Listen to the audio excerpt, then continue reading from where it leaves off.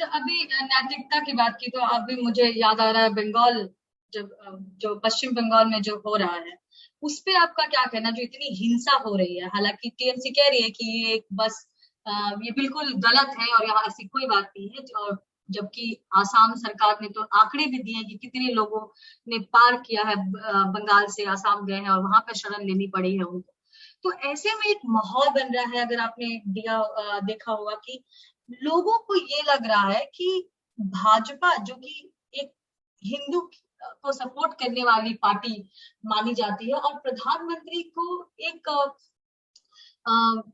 जैसे बोलते ध्वज लेके चलने वाला, जो कर्णधार माना गया कि ये हमारी रक्षा करेंगे, इतने सालों बाद कोई एक पार्टी आई है जिसको हिंदुओं की चिंता है, जो माइनॉरिटी नहीं बट मेजॉरिटी की भी सुनना चाहती है, हमेशा माइनॉरिटी अपीसमेंट में नहीं, बट जो हिंदुओं की भी प्रॉब्लम है उसको भी देखना चाहती है, उनकी समस्या को देखना चाहती है।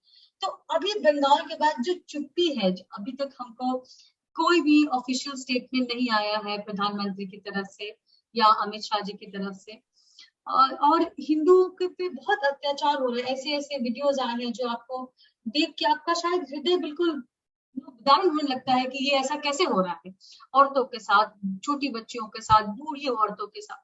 तो उस पे आप क्या कहेंगे? आप ये सिर्फ एक झारखंड के नहीं, एक भाजपा के नेता के रूप में आप इस पे क्या कहना चाहेंगे? देखिए देखिए सुजाता जी, झारखंड का पड़ोसी राज्य बंगाल है, और मैं लगातार बंगाल में लगातार, चाहे वो पंचायत का चुनाव हो और ये विधानसभा का चुनाव, मैं लगातार बंगाल में रहा हूँ। इस बार भी विधानसभा के जो चुनाव हुए उसमें मैं 1 महीना बंगाल में था।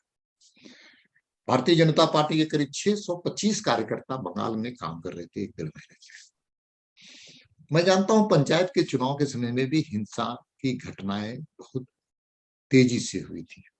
जो भारतीय जनता पार्टी के समर्थक थे, जो उम्मीदवार थे, उनके घर को उजाड़े गए थे, जलाए गए थे, हत्याएं की गई थी, और उनको हम सब लोगों ने करीब करीब ऐसे 4,500 लोगों को हमने शरणार्थी के रूप कह सकते हैं, शरण देने वाले, उन लोग आए थे झारखंड में। उन लोगों को हमने 3 महीना रखने का काम किया।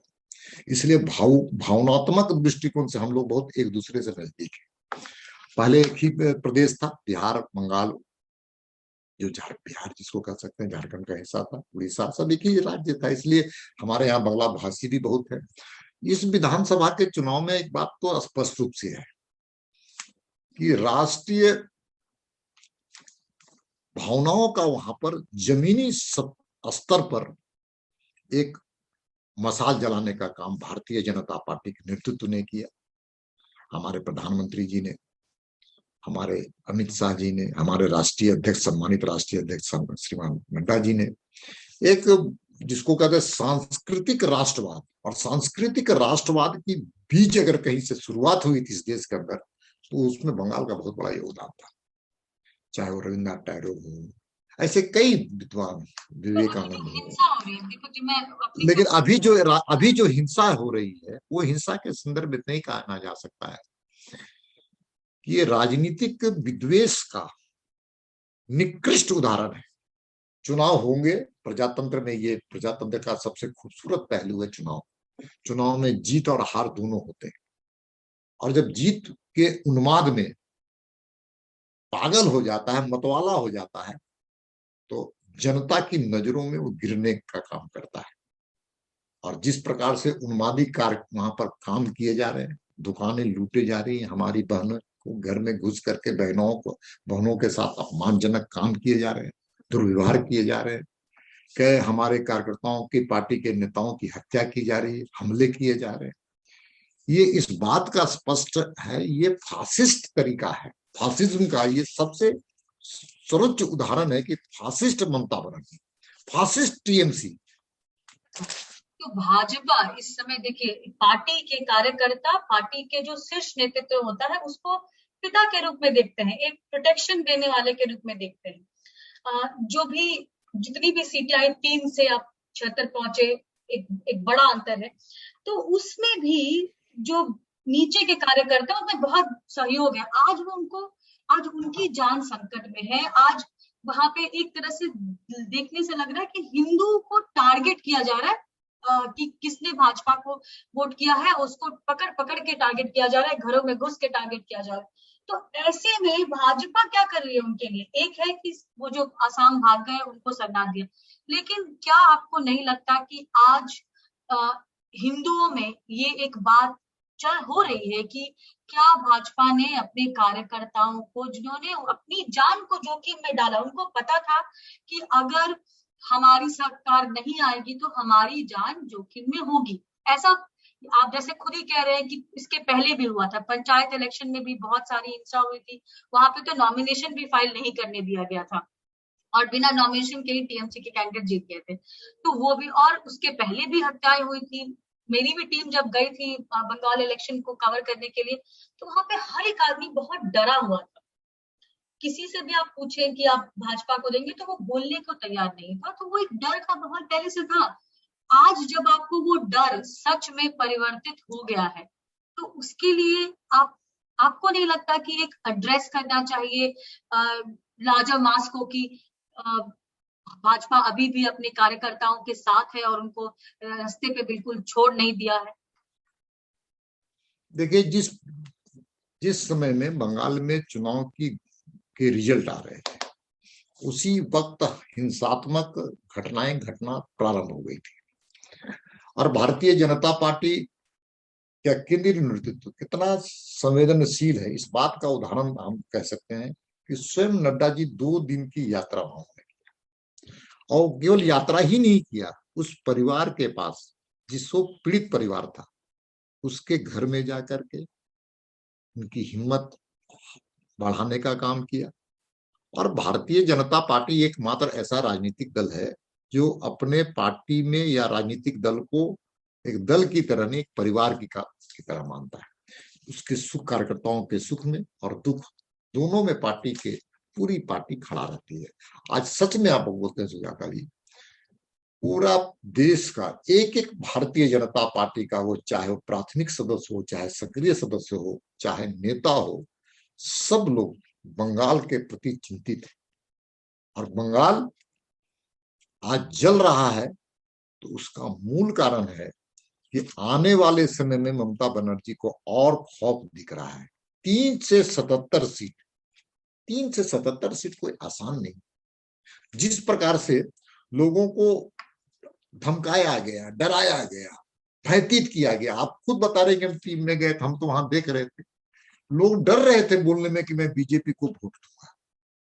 उस परिस्थिति में 3 से 77 सीट आना, वहां के पार्टी के कार्यकर्ताओं को सैल्यूट देने की जरूरत। उतना ही नहीं, बल्कि हमारे केंद्रीय नेतृत्व ने जिस तरीके से वहां के कार्यकर्ताओं के ऊर्जा को बढ़ाने का किया, ये भी एक बड़ा विषय है। इसलिए बंगाल में कम्युनिस्ट समाप्त हो गया, कांग्रेस समाप्त हो गई, और आज एक अच्छे सकारात्मक विपक्ष भी आई बीजेपी के रूप में। हम ठीक है दीपक जी, मैं जो पूछ रही हूँ कि जो लोग मर गए, कार्यकर्ता क्या है? कार्यकर्ता सबसे निस्वार्थ भाव से सेवा करता है पार्टी की। उसको ना कोई पद मिलता है, कुछ सालों तक तो कुछ पद नहीं मिलता, ना ही उसको कुछ, वो एक तरह का उसका जज्बा होता है कि इस पार्टी को बढ़ाना है। आज जब वो कार्यकर्ता मारा जा रहा है, तो क्या आप, बाकी तो चीजें आपको लॉ एंड ऑर्डर के अंतर्गत रह के करनी होगी, फेडरल स्ट्रक्चर उसको फॉलो करना होगा, लेकिन क्या भारतीय जनता पार्टी क्या उनको किसी तरह का मुआवजा, किसी तरह का प्रोटेक्शन देने की कोशिश कर रही है? क्योंकि वो निश्चित तौर जाना पर बहुत जरूरी है। देखिए सुजाता जी, मैं इतिहास अपने आप में दोहराता है। हम तो उस कालखंड के कार्यकर्ता है जब आपातकाल का कालखंड था, लालू यादव का कालखंड था, इस राज्य ने हम जहां पर काम करते हैं जगन्नाथ मिश्र का कालखंड था, और सबने इसी प्रकार से शासन चलाने का काम किया। इसी प्रकार से फासिस्ट तरीके अप्लाई करने के काम कांग्रेस के लोगों ने किया था, इंदिरा गांधी के नेतृत्व में आपातकाल लगा था।